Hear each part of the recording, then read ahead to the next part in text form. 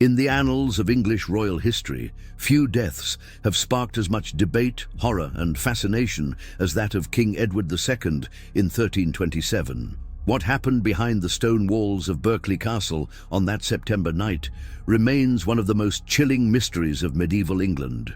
The official records speak of natural causes, yet whispered accounts tell of something far more sinister, a death so brutal and symbolic that it was designed not just to end a life, but to send a message that would echo through the centuries. Edward Plantagenet was born to inherit one of Europe's most powerful thrones, yet he died as a prisoner in his own kingdom, abandoned by his nobles, betrayed by his wife, and despised by many of his subjects. His reign, marked by military disasters and personal scandals, culminated in a downfall so complete that even his manner of death became a weapon wielded by his enemies. The story you're about to hear challenges everything you thought you knew about medieval justice, royal power, and the lengths to which people will go to erase a legacy they despise. The methods allegedly used to end Edward's life were not chosen randomly. They were calculated, symbolic, and designed to reflect what his enemies saw as his greatest sins. But separating historical fact from political propaganda in this case requires us to navigate through layers of rumor, chronicler accounts, and deliberate misinformation that have obscured the truth for nearly 7 centuries. What emerges is a tale that reveals as much about medieval attitudes toward power, sexuality, and punishment as it does about one king's tragic end. This is not merely the story of how a king died, but of how power can corrupt, how personal relationships can topple kingdoms, and how the pursuit of revenge can lead to acts of unimaginable cruelty. As we delve into the final chapter of Edward II's life, we'll explore not just what may have happened in that castle cell, but why it happened, who was responsible, and what it tells us about an age where political murder was both an art and a statement. The truth about Edward II's death is more complex and more horrifying than the simple narrative of a deposed king meeting his end. It's a story that forces us to confront uncomfortable questions about justice, sexuality, and the price of absolute power, questions that remain disturbingly relevant even today. To understand the horror of Edward II's final moments, we must first comprehend the man he was and the world that shaped him. Born in 1284 as the 4th son of the formidable Edward I known as Longshanks, young Edward grew up in the shadow of one of England's most successful warrior kings. His father had conquered Wales, dominated Scotland, and established England as a formidable military power. The expectation was that Edward would continue this legacy of strength and conquest, but from his earliest years it became clear that he was cut from very different cloth. Medieval England in the early 14th century was a society built on rigid hierarchies and uncompromising expectations of royal behavior. Kings were expected to be warriors first, leading their armies into battle and expanding their territories through conquest. They were to be pious Christians, dutiful husbands, and fathers who could secure the royal succession. Personal relationships, particularly those that might be seen as inappropriate or politically disadvantageous, were subordinated to the needs of the crown and the kingdom. Edward's problems began almost immediately upon his accession to the throne in 1307. Unlike his father, who had earned respect through military victories and strong governance, Edward II seemed more interested in his personal relationships and leisure activities than in the demanding work of kingship. His deep friendship with a Gascon knight named Piers Gaveston became the source of immediate controversy, not merely because of its intensity, but because Edward elevated Gaveston to positions of power that outraged the established nobility. The political structure of medieval England depended on a delicate balance between royal authority and noble privilege. The great barons expected to be consulted on matters of state, to hold the most important offices, and to benefit from royal patronage. When Edward instead lavished titles, lands, and influence upon Gaveston, a foreigner of relatively modest birth, he upset this fundamental arrangement. The Earl of Cornwall, one of England's most prestigious titles, was granted to Gaveston, along with vast estates and the king's obvious favor in all matters. What made this situation even more explosive was the nature of Edward and Gaveston's relationship itself. Medieval chroniclers, writing with varying degrees of hostility toward the king, described their bond in terms that contemporaries found deeply troubling. Whether their relationship was romantic, as many historians now believe, or simply an unusually intense friendship, it violated medieval expectations of how a king should conduct himself. In an age where royal marriages were diplomatic tools and personal desires were expected to be subordinated to political necessity, Edward's obvious devotion to Gaveston appeared to many as a dangerous weakness that threatened the stability of the realm. The crisis deepened when Edward's military campaigns began to fail spectacularly. His father had left him ongoing conflicts in Scotland, where Robert the Bruce was fighting for Scottish independence. Instead of the swift victories that might have restored confidence in his leadership, Edward suffered a series of humiliating defeats. The most devastating was the Battle of Bannockburn in 1314, where a significantly smaller Scottish force routed the English army, capturing numerous nobles and dealing a blow to English prestige from which Edward never recovered. Bannockburn was more than just a military defeat. It was a catastrophic failure of leadership that exposed Edward's fundamental inadequacies as a warrior king. Medieval warfare was as much about royal presence and inspiration as it was about tactics and numbers. A king who could not lead his forces to victory, who appeared indecisive or weak in the face of the enemy, lost not just battles, but the essential mystique of royal authority. Edward's nobles began to see him not as their divinely appointed leader, but as an obstacle to England's success and security.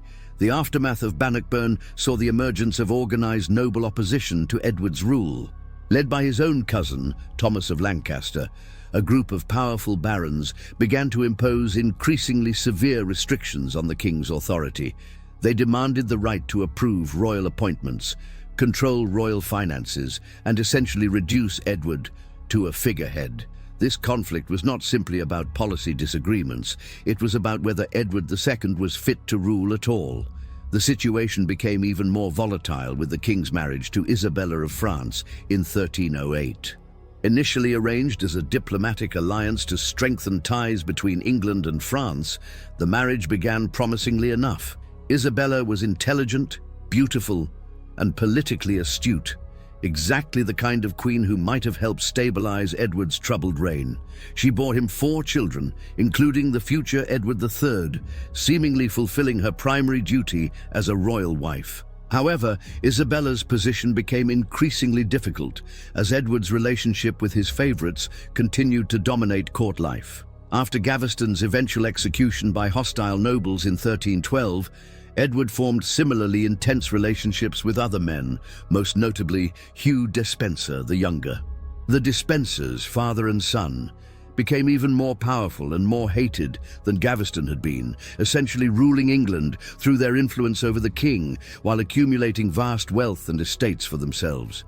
For Isabella, watching her husband lavish attention, affection, and resources on his male favorites while neglecting his royal duties and his marriage, the situation became unbearable. She was not merely a jealous wife, she was a queen whose political position and personal dignity were being systematically undermined by Edward's behavior. The French court, where she had grown up, viewed the English situation with increasing alarm and contempt, seeing Edward's reign as a disgrace to royal dignity and an insult to their daughter. The breaking point came in the mid-1320s when Isabella, during a diplomatic mission to France, refused to return to England. Instead, she began an open affair with Roger Mortimer, an exiled English baron who had his own reasons for wanting revenge against Edward II. Mortimer had been imprisoned in the Tower of London, but had escaped to France, where he and Isabella began planning what would become one of history's most successful palace coups. Their relationship was both personal and political.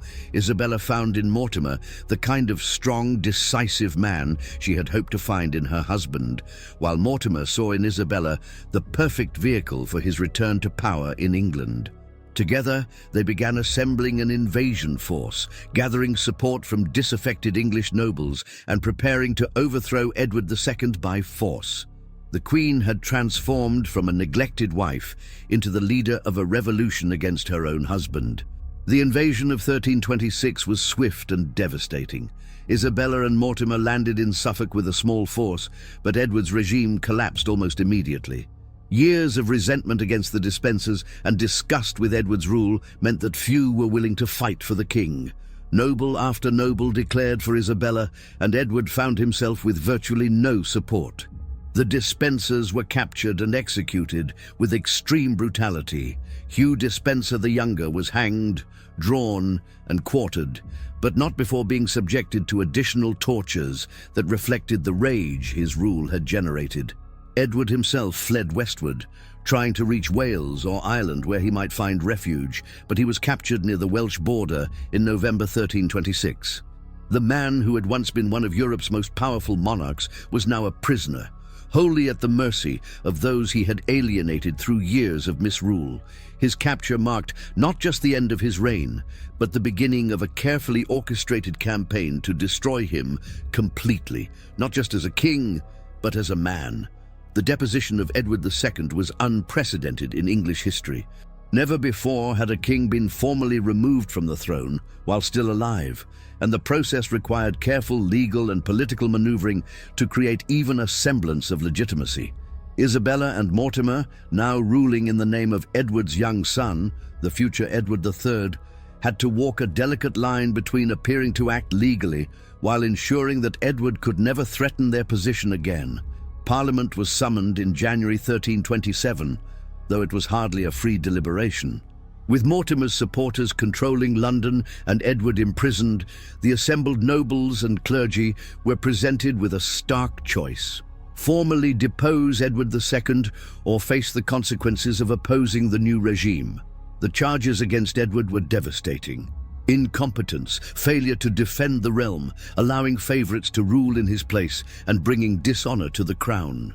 While these accusations contained substantial truth, the process was essentially a show trial designed to provide legal cover for what was fundamentally a successful coup.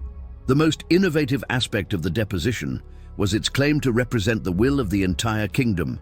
Rather than simply being a palace revolution, Isabella and Mortimer insisted that they were acting on behalf of all England, nobles, clergy and commons, to remove an unfit king and replace him with someone capable of proper rule.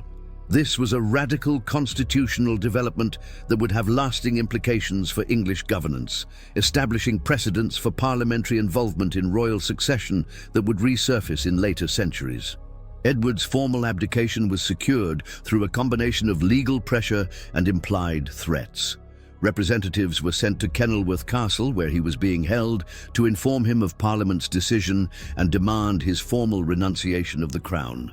The scene, as recorded by chroniclers, was pathetic. The former king, now dressed in simple black clothing, wept as he agreed to surrender his throne to his son. Whether this abdication was genuinely voluntary or extracted under duress remains a matter of historical debate, but the practical reality was that Edward had no choice. The new government faced a fundamental problem: what to do with the deposed king. Simply releasing him was impossible. He would always represent a potential rallying point for opposition to the new regime. Keeping him imprisoned indefinitely was politically dangerous and expensive. There were precedents in other kingdoms for dealing with inconvenient former rulers, but none that exactly matched Edward's situation. The solution they eventually adopted was both subtle and sinister. Edward was moved from Kenilworth to Berkeley Castle in Gloucestershire, ostensibly for reasons of security and cost. Berkeley was owned by Thomas de Berkeley, a baron whose family had suffered under Edward's rule and who could be trusted to ensure the former king remained safely confined. The choice of Berkeley was not accidental. It was remote enough to prevent rescue attempts, secure enough to prevent escape, and controlled by someone with personal reasons to hate Edward II. The conditions of Edward's imprisonment at Berkeley were deliberately harsh. Gone were the comforts appropriate to his royal birth. Instead, he was kept in a cell designed to break his spirit and undermine his health. The psychological warfare was as important as the physical constraints. Edward was to be stripped not just of his crown and freedom, but of his dignity and hope. Every aspect of his daily existence was calculated to remind him of his fall from grace and his complete dependence on his captor's mercy. According to some contemporary accounts, the conditions at Berkeley were designed to kill Edward slowly while maintaining plausible deniability about the cause of his death. The cell was allegedly positioned above the castle's sewers, exposing him to disease and foul air. His food was poor and irregular, his bedding inadequate, and his treatment deliberately humiliating. If he died of illness or despair, his captors could claim that they had simply been holding him as instructed, with no intention of causing his death. However, this gradual approach to Edward's elimination apparently proved too slow for those in power. By the summer of 1327, political pressures were mounting for a more permanent solution to the problem of the deposed king. Rumors were circulating about possible rescue attempts, and foreign courts were beginning to ask uncomfortable questions about Edward's treatment. Isabella and Mortimer needed Edward to die, but they needed his death to appear natural, or at least not obviously murderous. The decision to move from passive to active measures against Edward's life marked a crucial turning point in this dark chapter of English history. What happened next at Berkeley Castle would become one of the most debated and horrifying episodes in the medieval chronicles, a story so brutal and symbolic that many historians have questioned whether it could possibly be true. Yet the evidence suggests that something truly terrible occurred in that castle cell, something that reflected not just the desire to eliminate a political enemy, but to send a message about the consequences of violating medieval expectations of royal behavior. The summer of 1327 brought increasing pressure on Isabella and Mortimer to resolve the problem of Edward II permanently. Foreign courts, particularly in France and the Holy Roman Empire, were beginning to ask pointed questions about the former king's treatment. Pope John XXV had expressed concern about Edward's welfare, and there were persistent rumors of plots to rescue him from Berkeley Castle. More troubling still were reports that some English nobles were having second thoughts about the deposition, wondering whether they had gone too far in removing an anointed king from his throne. The political calculus was brutal, but clear. Edward II, alive, would always be a threat to the new regime. As long as he lived, he remained the legitimate king in the eyes of many, regardless of his formal abdication.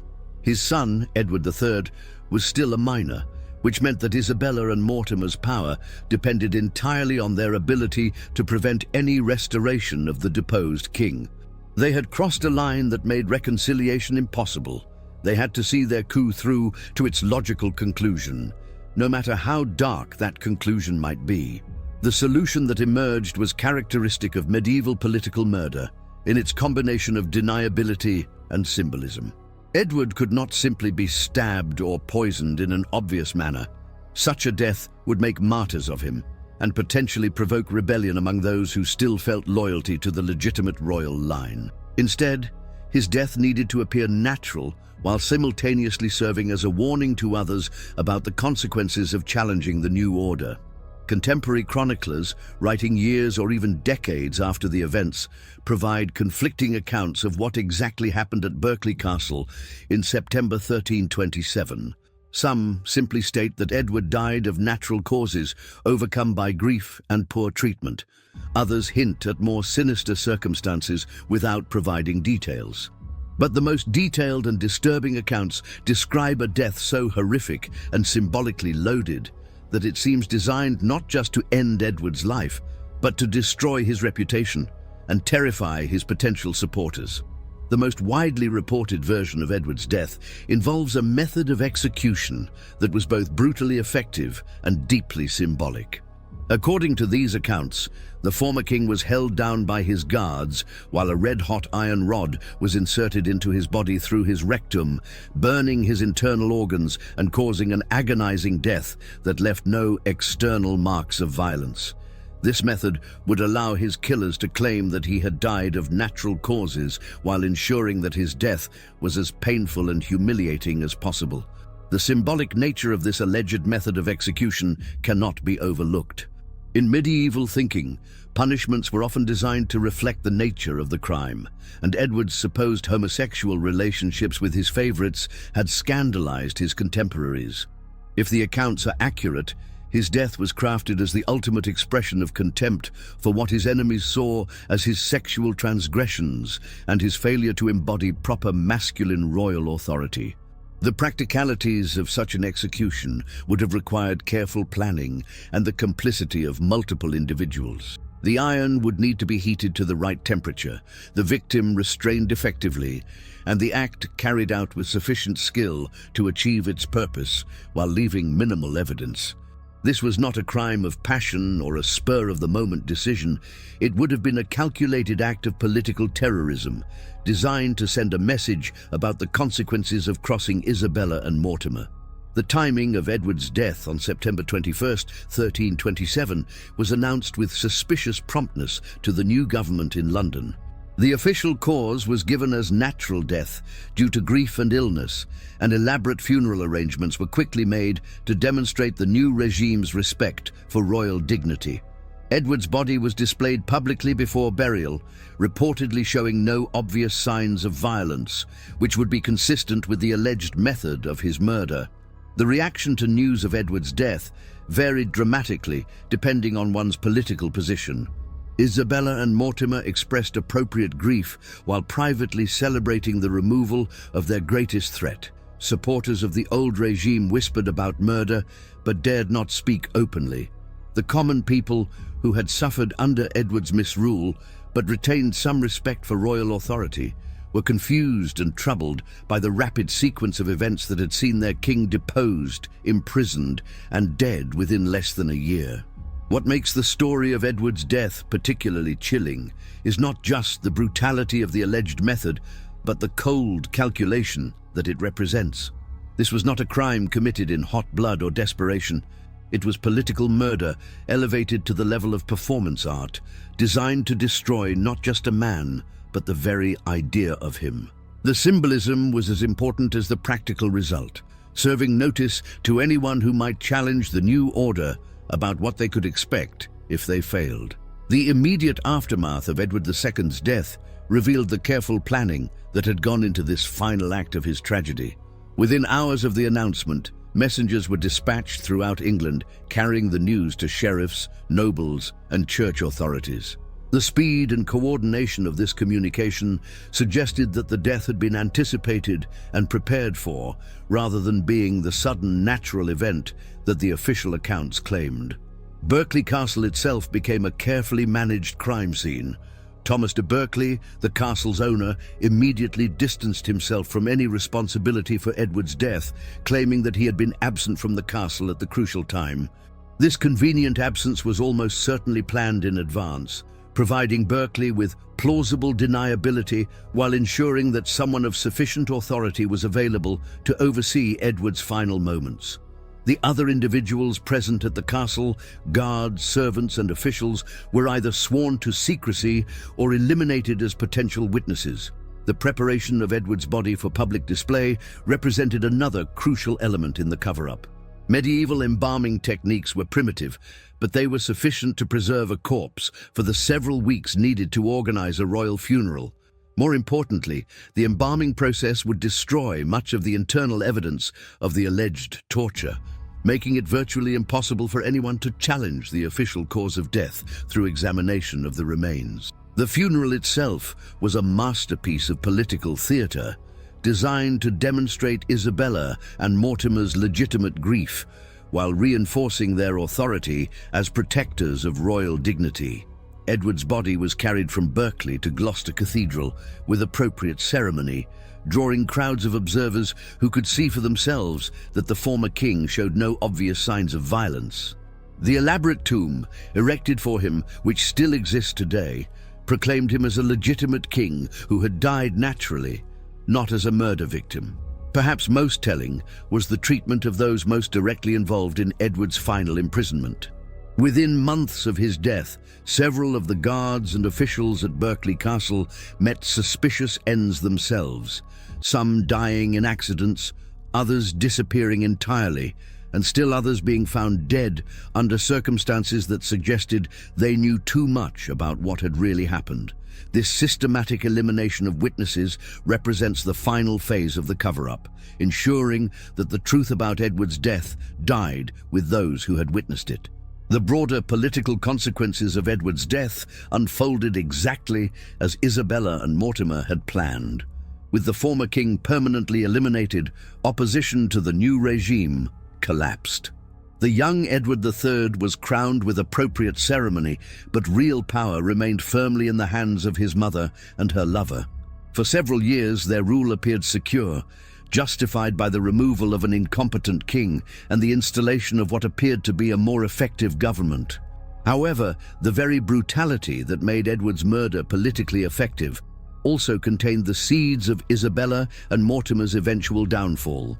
The whispered stories about what had really happened at Berkeley Castle created an undercurrent of revulsion and fear that gradually undermined their authority. Many who had supported the deposition of Edward II began to question whether they had unleashed forces too dark and dangerous to control.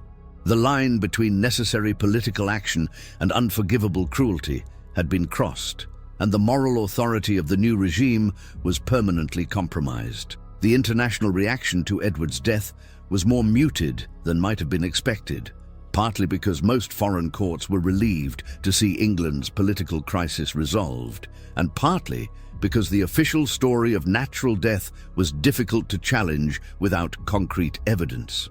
However, private correspondence between royal courts reveals considerable suspicion about the true circumstances of Edward's end, and this suspicion affected England's diplomatic relationships for years to come.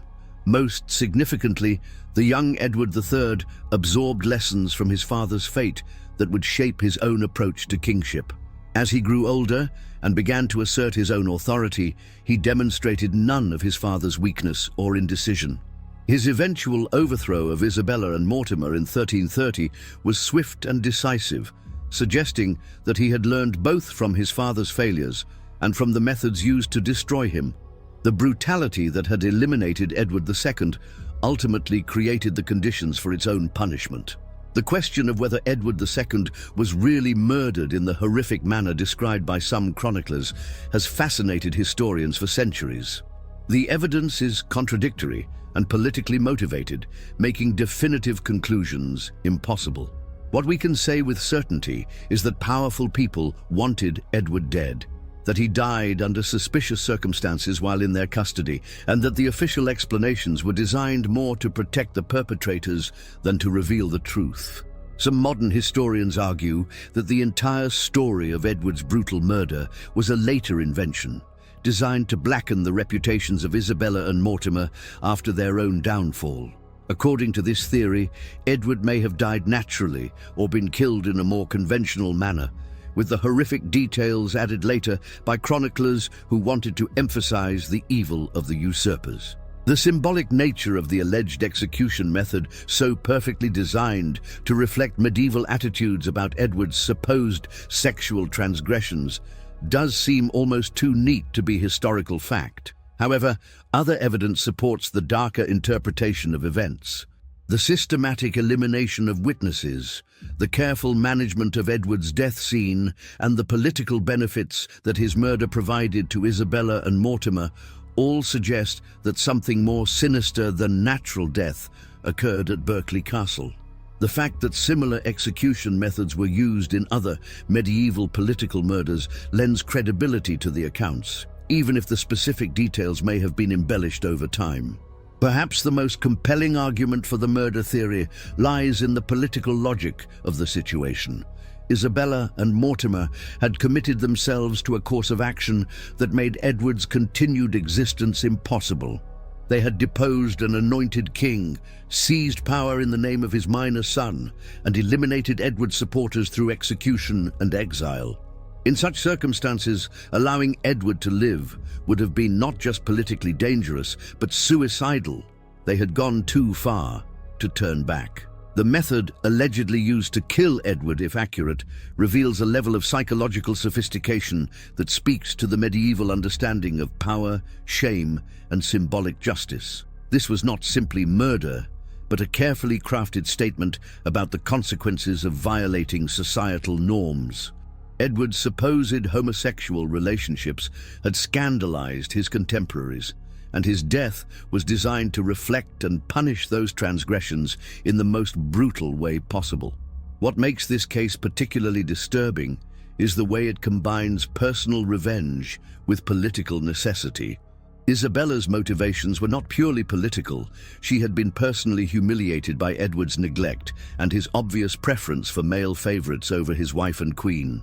The alleged method of his execution suggests a degree of personal vindictiveness that goes beyond mere political calculation, reflecting the rage of a woman who had been systematically degraded and ignored by the man who was supposed to honor and protect her. The legacy of Edward II's death extends far beyond the immediate political consequences of 1327. The story, whether factual or legendary, became part of English folklore and political consciousness, serving as a warning about the dangers of weak kingship and the consequences of violating social norms. It established precedents for the deposition of kings that would resurface during later constitutional crises, particularly during the English Civil War and the eventual execution of Charles III. The case also reveals the medieval relationship between sexuality, power, and political legitimacy in ways that remain uncomfortable and relevant today. Edward's downfall was not simply about his failures as a military leader or administrator. It was about his perceived failure to embody proper masculine authority and his apparent preference for relationships that violated contemporary social expectations. His death, real or imagined, was designed to punish not just political incompetence, but sexual transgression. For modern audiences, the story of Edward II's death raises difficult questions about the nature of historical truth and the ways in which political propaganda can shape our understanding of the past. The accounts of his brutal murder may be factual records of a horrific crime, or they may be later inventions designed to justify the actions of his son, Edward III, and blacken the reputations of Isabella and Mortimer. The truth may be forever lost in the maze of medieval politics and propaganda. What remains clear is that Edward II's fate serves as a stark reminder of the costs of political failure in an age where power was personal, absolute, and unforgiving. Whether he died naturally, was murdered conventionally, or suffered the brutal end described by the chroniclers, his death marked the end of one of the most tragic reigns in English history and opened a new chapter in the long struggle between royal authority and noble resistance. The shadow cast by Edward II's death extended far beyond his own lifetime, influencing English politics and royal behavior for generations to come. The very possibility that a king could be not just deposed, but murdered in such a brutal and symbolic manner fundamentally altered the relationship between ruler and ruled. No longer could kings assume that their divine appointment protected them from the ultimate consequences of political failure.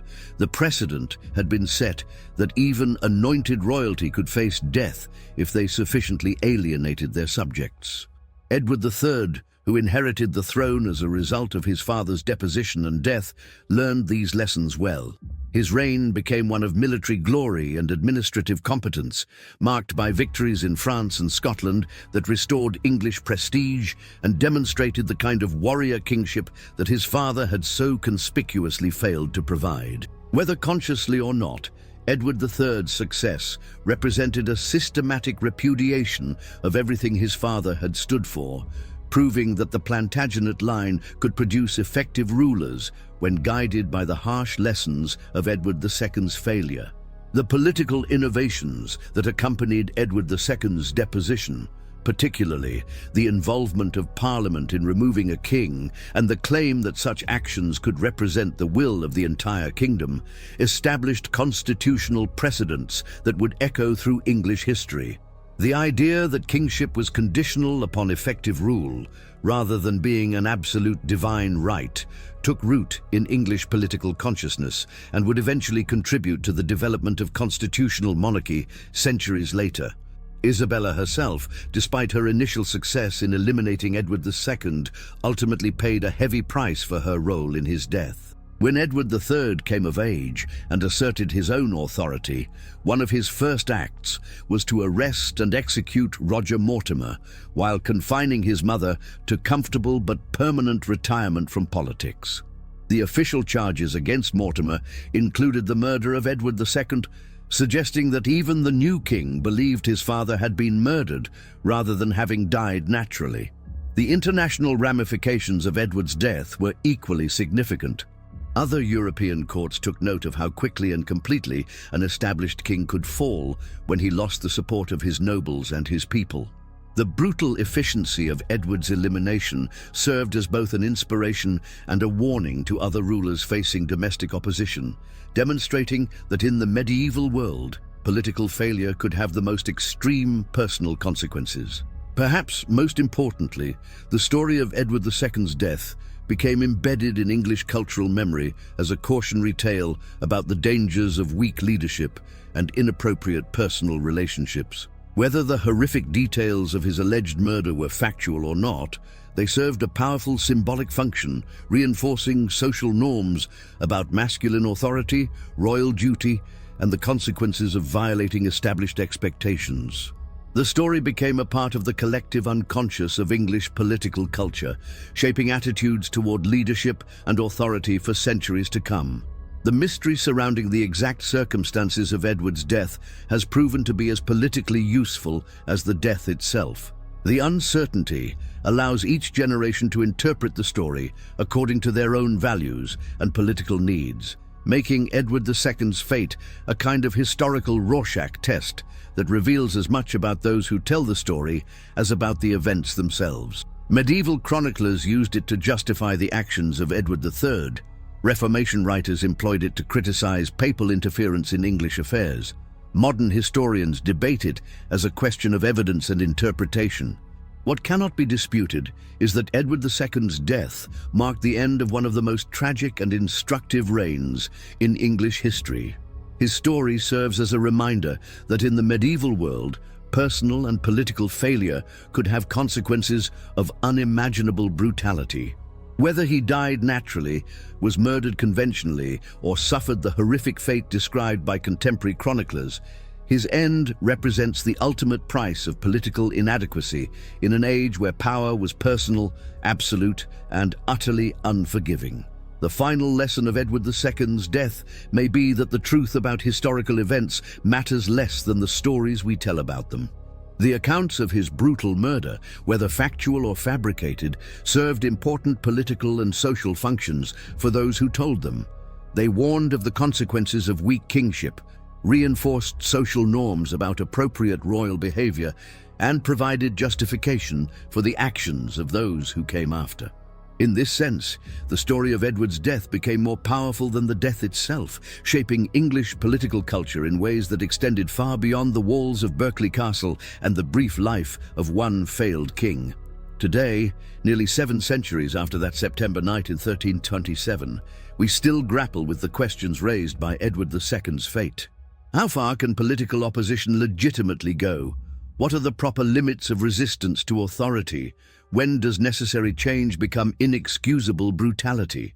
These questions, as relevant now as they were in medieval England, ensure that the dark story of Edward II's death continues to resonate with modern audiences, serving as both historical lesson and timeless warning about the nature of power, its uses, and its terrible consequences.